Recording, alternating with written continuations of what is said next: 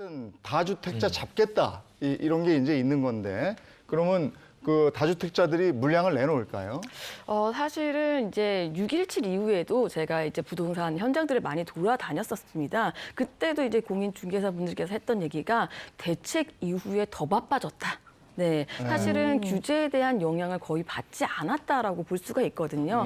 사실 이번 대책 같은 경우에 물론 이제 좀 세금이 늘었기 때문에 일단 취득세가 늘어났다는 거는 기존에 내가 똘똘한 한 채만 가지고 있어야지 그 이외에 추가적으로 더 이상 집을 샀다가는 거의 뭐 6%, 12%씩 세 폭탄을 맞기 때문에 네. 거래는 줄겠지만 사실 이게 잠시 주춤한다고는 볼 수가 있어요. 하지만 거래가 줄었다고 해가지고 가격이 떨어진다는 보장을 할 수가 없거든요. 그래서 근본적인 대책은 나오지 않은 상황이기 때문에 이제 이 대책으로 인해서 집값이 떨어질 거다라는 것보다는요. 사실 시장에서 보면은 현재 이제 취등록세가 하다 보니까 증여로 많이 돌리고 있거든요. 지금 현재 보면은 5월 달에 서울에 있었던 증여 건수를 보면은요.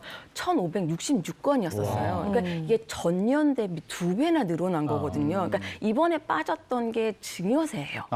그러다 보니까 이번에 또 추가 대책으로 뭐 증여세도 높이겠다라는 논의들이 나고 있기 때문에 네. 시장은 늘 빠져나갈 구멍을 찾고 있습니다. 맞습니다. 그러니까 지금 이제 양도소득세와 취득세가 올랐거든요. 네. 취득세가 최대 12%, 양도소득세는 최대 70%. 물론 70%는 이제 1년 이내에 파는 경우기는 해요. 네. 그런데 이제 증여로 많이 돌리다 보니까 증여라는 또 틈이 있었네. 네. 그럼 이 구멍도 막아야지. 네. 그래서 지금 말씀하신 대로 증여세를 높여. 네. 아니면 취득세를 더 강화해. 증여의 경우에도. 네. 그래서 이제 계속적인 이 다주택자 해결을 위한 증세는 이어질 것 같네요. 네. 네. 근데 계속해서 만약에 이런 다주택자들이 매물을 내놓지 않는다면 시장은 좀 어떻게 변하게 될까요?